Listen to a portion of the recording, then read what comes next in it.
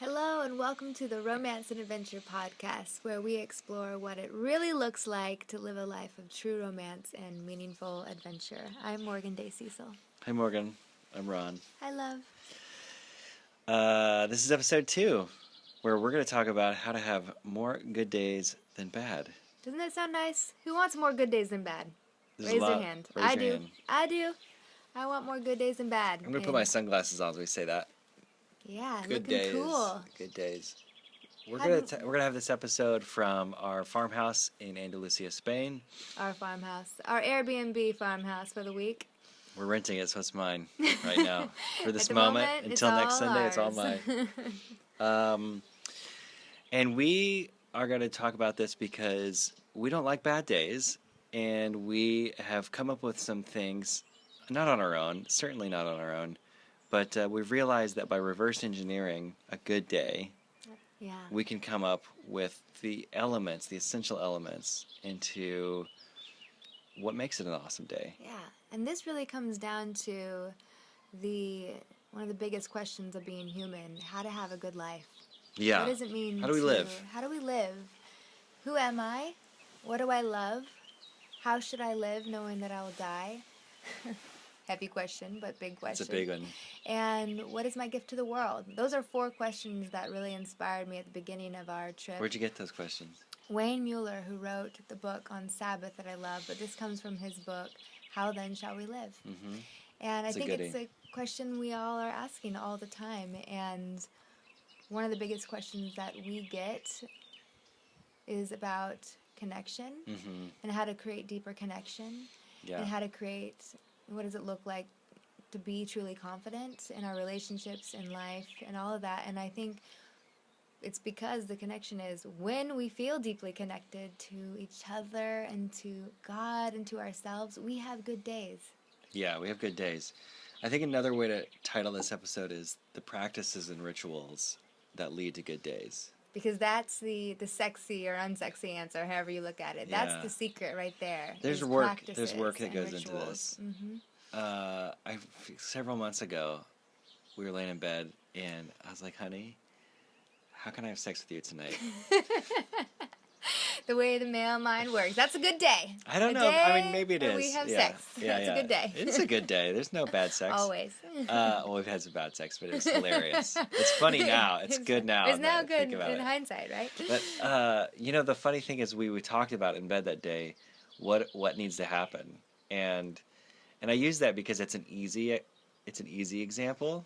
There's like an end, and we were, Well, it really made me think about it. It's like some of these, what I would call transcendent moments, like an experience of being loved or an amazing sex or whatever it is that we're after, and we don't really know we're after, but we all are after these transcendent moments of happiness and passion and love.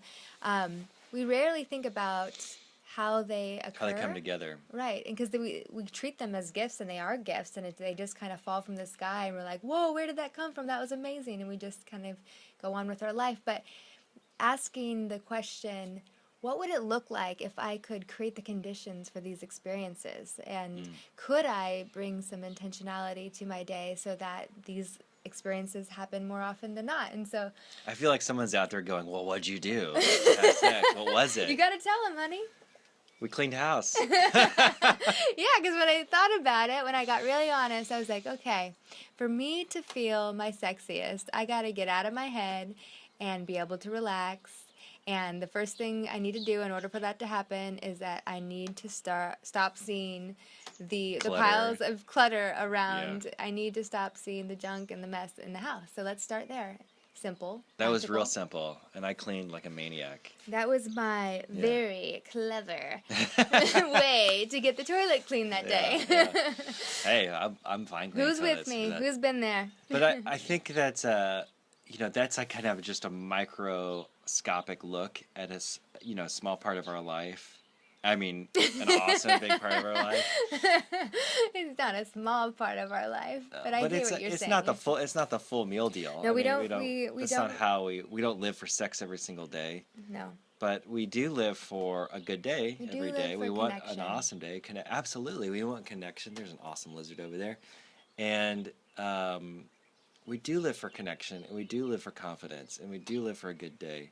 Mm-hmm. So I mean, I remember when we first got together, you would get out of bed, and I would hear this like weird chanting music come from the other room. I was like, what the hell is that? And I love these stories. And I'm not a yogaist, a yogi. I've done some yoga. I don't hate it when I do it. I love it when you do yoga. And I remember I would wake up and I'd hear this like chanting music in the other room and hear weird breathing, and I was like, what is going on in there? And I'd like kind of look through the door, and you're doing yoga and listen to that silly music, and I would just laugh. But more than laugh, I wouldn't laugh at you. I would think, that lady is setting herself up for an awesome day. I was. And I still do. You still do it. You still do it. And I remember being like laughing at you and admiring you at the same time. Mm-hmm. And takes a little bit. We're kind of kooky. I think when anyone who has a ritual is kind of kooky.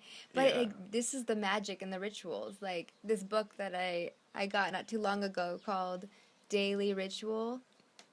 The artists. Artists and writers and Malcolm Curry, is that what his name is? We'll have it in our show notes. Yeah. It's like it's fascinating. They're just like little like paragraphs about so many artists and writers and creators in the world and all their kooky little rituals. That's a way to describe it. It's a kooky ritual, and you can have your own. And that's what we're talking about today. Yeah, this is what makes us in a lot of ways. And it also connects us to the bigger picture, which is there are some things we can do every day that do set us up for more and deeper connection with each other and ourselves and with God. And what we've experienced is that the more that we incorporate these into our life and the more committed we are to these simple practices or kooky rituals or whatever it is, the better life we have. It's true. And I think not just better as in like, oh, I'm happy all the time, but as I'm more able to be myself, and so that when I encounter a hard day, a difficult day, I can respond. So let's talk about the feelings. Yeah, let's say let's like name the feelings of a good day. Connected. Yes. Self-confident. Yeah. Like you're sure about what you did. Understanding I am loved. Yeah, that's a really big one. For me, it's understanding that I'm loved, and that the people I love know that I love them, and that the universe loves me back. God loves me, and that help is always around. Yeah, and that connects to knowing that I'm made for brave things. Yeah. Knowing that whatever comes my way, I have the strength within and around me to face it and not let it stop me. Other parts for me is like, I'm not an adrenaline junkie, but I like to know that I faced something big. Yeah. Something that needed to be conquered some way. And that might be a run in the morning. It might be 100 push-ups for the day. It might be a big climbing trip or a motorcycle ride. Yeah, for me, I think that connects to an experience of being alive. Like, I love to feel really present here, and some of those experiences are like, wow, like just really delighting in like the color yellow right now of that flower, or the sense of the orange blossoms in the orange grove not too far from here, or hearing the bird sounds. Like, I love that sense of like really being here and delighting in all my five senses. Yeah, because all of this is scalable, right? Like the good day is a scalable day. It's like, you can have just a normal pedestrian good day where, man, my coffee is the delight of my day. Maybe it's an even extra day when we had sex. We made love, and that's even better. Or maybe it's like crazier, like on Easter Sunday of this year where I had no idea this was coming, but, I have this transcendent moment with this raging bull. There's no way I could have I did not, there's no way I knew I was setting up for that. And by the way, I'm not condoning bullfighting in any way, but it was a crazy thing that I saw, and amazing and transcendent. It was a bull run. It wasn't a bull It was a bull run, yeah. It was, and the bull was not fought in the end, but it was. Yeah, I think what you're saying is that romance and adventure is these grand experiences, these pinnacle moments of life where we get to have a transcendent experience with the bull, or climb a mountain, or go on a romantic rendezvous to Rome. And it's also the tiny little daily things that make life sweet and simple pleasures that help us to feel alive and to really be grateful for being here. And I think about this idea of romance and adventure practices. Like, what are the practices of romance and adventure? And I think I first started wrapping my mind around this idea.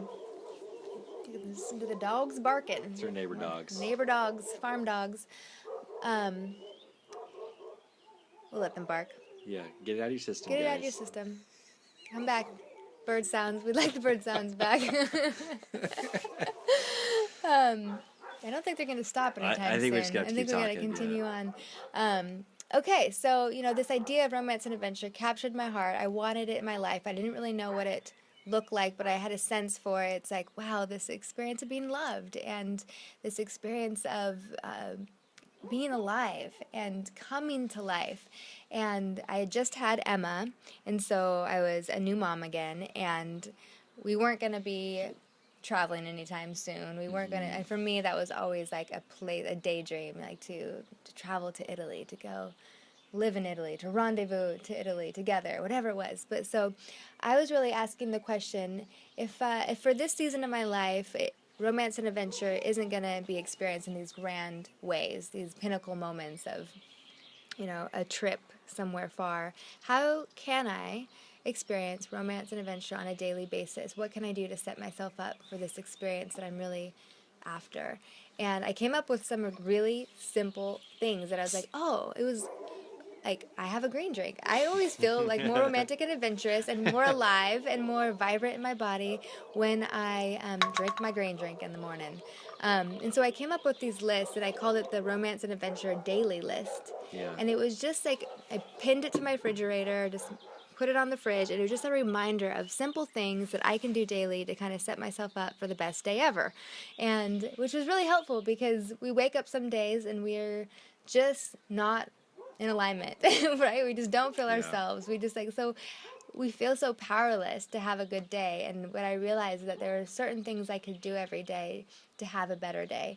And if ever I lost my way, I could look on the fridge and look at the Romance and Adventure Daily List and be like, oh, did I take my vitamins today? Did I make a green drink? Did I kiss Ronnie? Did you? Did I? Better kiss me right now. Right now. Right now. Mwah. Thanks. We can do a bigger kiss later. Okay. But yeah, that was a couple years ago, and it was really simple, but it was like the formation of, okay, there are certain things I can choose to do daily that affect the quality of my day. Yeah. The other cool thing about this is that there are also things to set ourselves up for so that we're surprised by things. So, I like this. Yeah, we are making ourselves available to new experiences, to novelties, is what some people call it. Novelty is a big turn on. One of our favorite sex therapists, Esther Perel, says novelty is like one of the top three turn-ons. Yeah. And I think that's what's so important in a committed relationship. You've been married for any number of years. And we're not talking about, surprises in the bedroom, but like, hey, maybe you need that, but just a new place, a new scene, a new taste, a new sensory experience, whatever that might be. And you and I are pretty good about just saying making the room, making the margin to saying yes to the exciting new things. Like we were in Granada the other day, which Granada is, this old city in Spain, had a Moor palace. Beautiful palace. It was from the 1100s or something, and 1200s. And we're just walking out. We're about to leave. We're leaving. And this super cheerful, just really fun and bubbly gal rolls up in front of us on a Segway. Yeah. And she's like, "Hey, Mom, do you want to ride the Segway?" She got me on the Segway. And immediately her face just lit up, and I was like, "Oh shit, we're gonna go on a Segway." No matter what the cost, we're gonna take that Segway tour. And then they put. This gal was so good at her job. She put Morgan on the Segway, and then she let Luca ride it by himself. Then Emma. She took Emma on it, and then of course she let me ride it, and we were just sold. We were totally sold. And then this is exactly what this day needs. Yeah, and we went on a 2-hour Segway tour, and it was really fun, totally new, never done it before, totally worth the cost.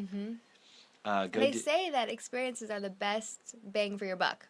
Yeah, absolutely. I thought that was the Wall Street Journal article on, and we'll put this in the show notes too, that like if you're gonna spend money on happiness, experiences, including meals, Yep. meals is the biggest one, are the biggest bang for your buck. Yeah. Like they really do buy you happiness. So that's a practice, guys. That's a practice Yeah. that we try to incorporate into our life at least monthly, As opposed to hopefully stuff. weekly. Yeah. It's just like saying yes to new experiences, making novelty a habit, and putting exciting things on the calendar. It's like there's both the like planning for new experiences, and also being available to saying yes when they just come across your path. And those are different than your daily things. Like we have our daily stuff we do. Like we make coffee in the morning. We like, on this trip we have Luca do his daily reading and his daily homework. We light a candle first thing instead of turning on our screens of our phone. Like we light candles at time. night. We make dinner together. We these are all intentional things, but they're not accidents. Right. And that's the biggest thing. I think one of the biggest myths to living a life that you love and living a life of true romance and meaningful adventure is that it just kind of happens. And if you're one of the lucky ones, one of the favored ones, it just kind of is bestowed to you, this life of romance and adventure. And what we know to be true is that no, it's something you choose daily. You do choose it, and you also make room for paradoxes and magic. Because sometimes it doesn't make sense. Sometimes the house is a complete mess, and sometimes our life is in complete disarray, and we still have sex. Of course. So it's not like there's an essential elemental like formula for everything that's awesome in our life. No, there's like it's science and an art. Like it's like yes, there's certain practices, the science to it of like when I treat my body well, I feel sexier. And so there's like that's a fact. That's a fact. Yeah. But there's also the art of like just it's the alchemy of all the things being right. And it's like we don't really, it's not an equation that we get right every single time, but we're learning that there are some things that we can do that creates the magic.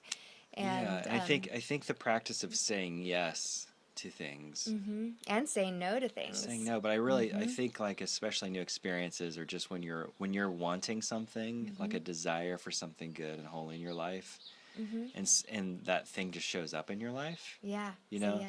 Say yes to this. We as we've like looked at the parts of our lives that have made sense to us. I've done a bunch of research on why we need these things, because we're doing it, and we do it, we did it because it makes sense to us. And then I also did some research on what does the hours of our day look like, and there's all kinds of research out there. Wall Street Journal publishes a bunch that other people have done, and I'll link to it. But they're talking about how like the reason we need these things is because by default we're scum-sucking addicts, and I am. I certainly am. And what I mean by that is I think you're talking about the second law of thermodynamics. And I think that at our heart, we're not all scum-sucking addicts. We're not evil people, but we do tend towards chaos and disorder. We do tend to it. And a great place we do that is online. Like this study I saw is we spend 23 days a year online looking at social media. Other studies say we're doing 4.5 hours a day staring at our phones. And what does that compare to our spiritual practice, if we even have one? Yeah, so if you have a spiritual practice, it's 19 minutes a day. On average, wow. Yeah, so... And bathing is like 40 self-care, minutes. 40 minutes a day. Bathing? What's that?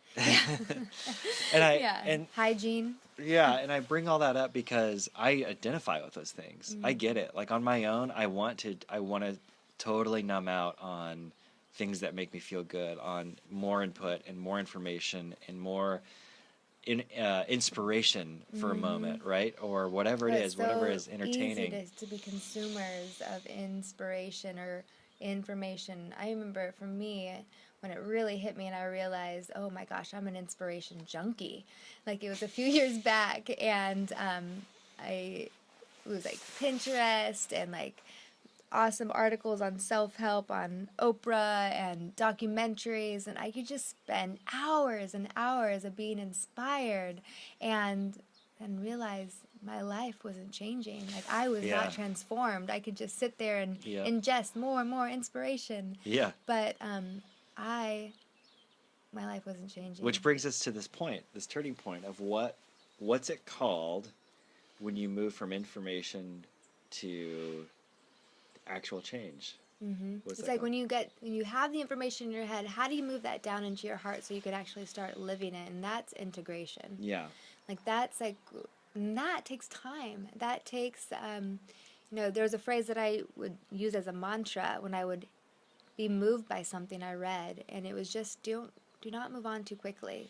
Like, go back and read the same book again, or read the same article. Let it sink deeper, because these things, to move information, inspiration into our life, it takes allowing it to become something we live out, and that's a practice, and that's showing up for it. And so it's actually doing it, and that's what practice is. Jinx, pinch poke, yummy poke. Can't say no. And so, looking at these things, okay, practice is different than a theory of something. It's like how we actually engage. Yeah. And so that we can be changed. And I think this is a big part of it, is who do we want to become? If we want a life of romance and adventure, what type of person is that? Yeah. Who lives that kind of life? And then how do we become more of that? And I think this is really a question of how to become more of our true self, but it's also a question of what character strengths do we need to develop. Yeah, well, we read a million miles in 1,000 years about 6-7 years ago, and his quote on that is, a character is what he does. And we were so moved by that. We wrote it on our chalkboard in our living room. We were just like, we have to figure out how to do who we want to be. Right, because I think all of us have this experience of like this life that we want, and it's in our head, and even we get really clear visions of it, and it's like, yes, I know I want this kind of life, but no, I have no idea how to get there. Yeah. And it comes down to the little things we do every single day, how we act every single day, every single fork in the road between reacting or responding. It's like bringing some of we get to choose, and there's so much power in this. Like, I'm going to take responsibility for my life and choose a new path for myself that's different from the way I have been acting, the way I have been reacting, and I'm going to go a new way, and that takes practice. It does take practice, and it also takes, I think it takes somebody before you telling you it's possible. Because when I'm 36 right now. Am I 36? You are. I'm 36. I'm 36 years old. When I was 23, 24, I think, I remember like sitting in my car. I might have said this before. I'm sorry if I have. But I remember sitting in my car and feeling completely hopeless to the fact that I could not become just a reincarnation of I had no choice other than to be a reincarnation of my parents. I had no choice other than to repeat their patterns of failures in their lives. And you felt a prisoner to legacy. I did. And just to fill you guys in, some of you know this, but my parents, between the two of them, were married like 13 times. My dad was married 8 times before he died. And I was going through a divorce at the time. I was young, married young, going through a divorce, and I just thought, holy moly, this is it. I'm doomed to do this. And over time, through evidence, not really people telling me, but through evidence, watching people's lives, I began to see they started one way. They started disasters, or they went through a period of disaster, and they actually started to come out of it. And then I started to experiment with it and actually started working. I didn't have to be the person I thought I had to be. I could actually be the person I wanted to be.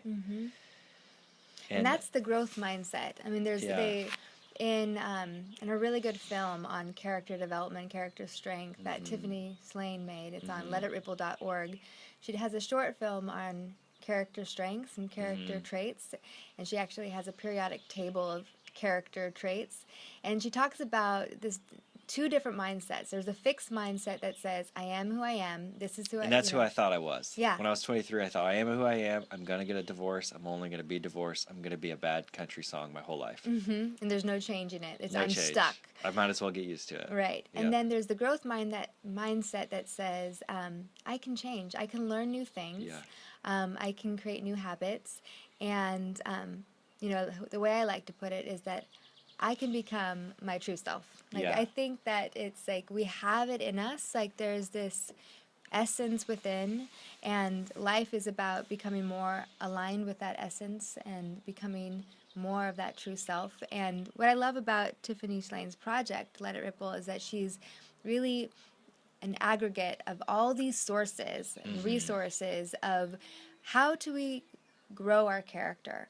And this is really helpful if you're a parent or a teacher, is that there is actually practices and a way to teach our kids character development and character growth. And so practices and rituals has been throughout time for thousands and thousands of years a way that we grow our character. Yeah. And you can look at it like virtues, like how to become more virtuous, more wise. And let's talk about, because I think we've talked about some of the practices and rituals that like make us feel good. You know, coffee, candles, clean house. But let's talk about some of the character, the rituals that like change our inner selves, because those are the ones that feel esoteric, they feel secretive, but they're really not. And we include that. We're going to talk about some of this stuff later, but one of those things is like being quick to forgive. Yeah. I think being a forgiving person and putting that into practice. Yeah. Or being quick to apologize. Yeah. Because to apologize, you have to forgive yourself first. Like a true apology. Like a true apology. And say, I'm going to change. Yeah, and we've been working on this a long time in our marriage and ourselves, and a big reason I do it, because my dad, and some of your parents probably could be like this, like could not say he was sorry. He like just physically could not. He wanted so bad to be right that he just physically couldn't say he was sorry. And so this has been a big thing of mine, and teaching it to my kids, and I had a good old-fashioned fight with my son last night, who's 9 and smarter than me with half his brain tied behind his back, and such a good kid. And we got in an argument, and he said something really hurtful, and he stormed out of the room, and he went to bed. I sent him to bed, and I just thought that was bad. This hurt. He actually hurt my feelings. And maybe 10 minutes later, he comes out, and he was such a man. He did such a manly act of coming out and apologizing, like for real apologizing. Without being prompted by me or Yeah, by you. yeah. It was just in his own heart. And He it had was a shift. It was such a sweet thing to see, and to see him come out and say he was sorry, and to ask for forgiveness, and to see like that's. And he asked me the question. He's like, Dad, I don't want to be a bad person when I grew up. How do I do that? And I said, you're doing it. Yeah. You're doing it. This is the practice of becoming a good person. Yeah. Learning how to forgive quickly and it admit was, when you're wrong. It was so cool. It was such a cool thing to see. It was a real step for a person. Our kids are little mirrors for us, and so I think that's what's so powerful to see, like a big moment in your kid's character growth, is that you're like, that's happening because there's something happening in us. Like there's something happening in our character that's like we're better able to ask for forgiveness and forgive quickly and admit it when we're wrong. And we know that it is happening because our kids are picking up on it, and they're better able to admit when they're wrong and ask for forgiveness and all that. And that is a practice. And this is one of the aspects about practice that I think is so important, is that it really is a commitment to a process in something, because we don't automatically see results or fruit. And I think that's one of the hurdles to actually sticking with a practice. And you'll have your good days and bad days, right? Like you'll have your days where it just doesn't feel like it's working. Right, and I think that's the hurdle, is that we give up too quickly, and so we kind of we quit the practice before we actually start seeing real results. And I've learned this through my yoga practice, is that this is where it really dawned on me that a practice is like, marriage. We show up for it even when we don't feel like it, and that's where it starts changing us. Like where when we have a set of clear practices, and for us in our life, we've actually written down 12 meaningful practices, things that we do daily, things that we do weekly, monthly, yearly, that really do guide us in our life. We're going to share that with you. But before we get into what those 12 things are, just saying that it is so helpful to have that clearly written down, to say, like, this is my commitment. I'm choosing this as a practice, as a way, as a lifestyle, and I'm going to show up for it regardless if I feel like it or not. And that's what begins to change us. Yeah. Yeah. Because the practice isn't about perfection. It's really about the process. And there are going to be days you fail. And the failure is a part of it. And it's a part of, like, this is what in meditation I teach all the time, and my teachers teach me, is that meditation isn't this experience of complete bliss and nothingness in the brain. It's recognizing when your thoughts have wandered and bringing it back to the breath. It's the awareness of waking up and like, whoa, okay, bring it back.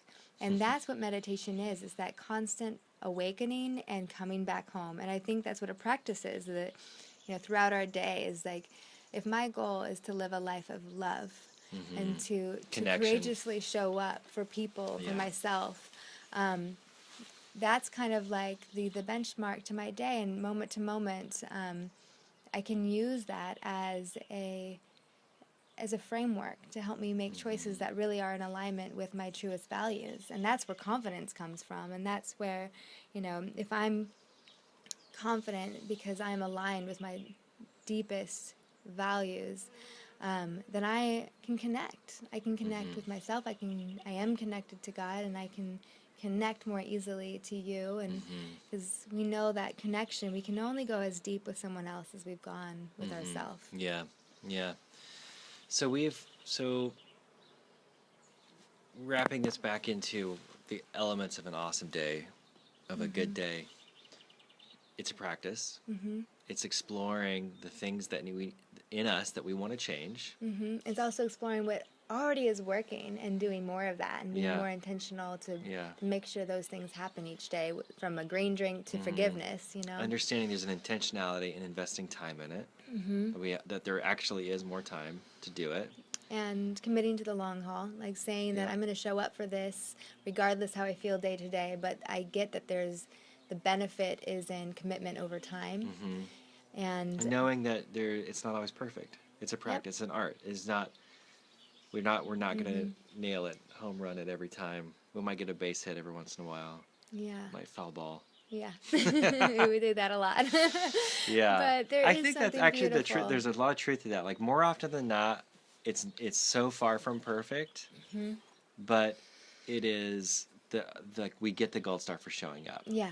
Right? That's it. You get all the gold stars just by showing up. Yeah. By giving it your best.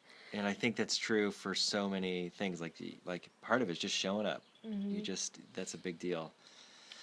This is the path towards wholeness. Yeah. And I think that's, for me, it comes back to again and again and again. It's like, I want to be whole. I want to be. Yeah, that's right. I want to live life to the full. I want to be emotionally healthy. I want to be spiritually grounded. I want to live. Yeah. And I want to share that life with the people I love. And that's romance and adventure. And it takes work, but it's beautiful work. It's meaningful work. And the good news is it's available to anyone who wants it. Yeah. That's the good news about practice, and what the science is showing about character development and character strengths is that we can change, and it starts from really simple things. And so we're going to be exploring these really simple things over the next 12 weeks. Yeah. And we invite you to come along with us. And to give you guys a head start, we've created a little free gift for you that we're calling the Romance and Adventure Roadmap for Deeper Connection and Sexy Confidence. And what it is our 12 practices. And this is the place to start, because I think one of the biggest hurdles into getting into practices, we don't know where to begin. We don't know which practices to start incorporating into our life to give us the results that we want. And so we're going to give you our practices as a foundation and then invite you to really start exploring your own, like what works for you. And we would love to hear from you and just to create a conversation around all of this. And if you're on Instagram, then please tag us and show us your practices in action. Use the hashtag #RAPractices. And this will be really fun. I think it'll be really inspiring because one of the other things that research shows is that we're more likely to stick with practices when we do it with each other and when we have someone to share it with. Yeah. So this is good news if you're married or just in a close community with friends. Grab someone, like send them this podcast to listen to. Like, let's commit to really making these beautiful practices of romance and adventure a part of our daily life and seeing where it takes us as a community. Absolutely. And we would love to connect with you otherwise. Thank you already to everybody who has emailed us and encouraged us and has given us some great stories and feedback. We really appreciate those. We're totally inspired by them. So thank you for those. And we are asking your help now for something. We are starting out this This is a new podcast for us. We haven't been doing it for very long. And we have an audacious goal of reaching 1,000 podcast subscribers by the beginning of summer, which is June 21st. And we can't do it without you. We can't do it without you subscribing and sharing this. So go to our website, romanceandadventure.com, click on the podcast, and at the bottom of that page, you'll see a share button. You can also get links to Podbean or iTunes, and you can share it from there as well. And if we reach our goal of 1,000 subscribers by June 21st, we are going to say thanks and celebrate by giving away 1 seat to the Arne Sutras, which starts this fall. And we've expanded it. We've added some more stuff. I'm so excited. This is our signature program about redeeming dreams and our relationship to sex. Yeah. So it's a powerful deal. It's basically our story of how we kind of redeemed those two things in our life. And it's for real. Like, we've walked through a lot of stuff and we've shared it, and we're hearing some amazing feedback from people who've done it as well as us. Can't wait to do it. Stick around. That's bigger, right. So go to our website, find the share button, hit share, subscribe, and if you want that free PDF, it's free roadmap. Yep. Just sign up for the newsletter, and if you've already signed up for the newsletter and you're one of the RNA community members, then just go to your inbox because we've sent it to you. So it's in your email today, and it's called the RNA Roadmap for Deeper Connection and Sexy Confidence. So we invite you to print that off and put it on your fridge or tape it to your bathroom mirror and tattoo it on your chest. And That's what I did. Let it gracefully and weave into your life. Just begin to integrate these practices and let it inspire you to create your own. So we love you guys, and we're really excited to be in this with you, and thank you for being here. See you next week where we dive into the first practice of romance and adventure. It's all about delighting in your senses. Ooh. I like delighting my senses. Sounds good, right? I'm Ron Cecil. I'm Morgan Day Cecil. Grace and peace, everyone. Grace and peace.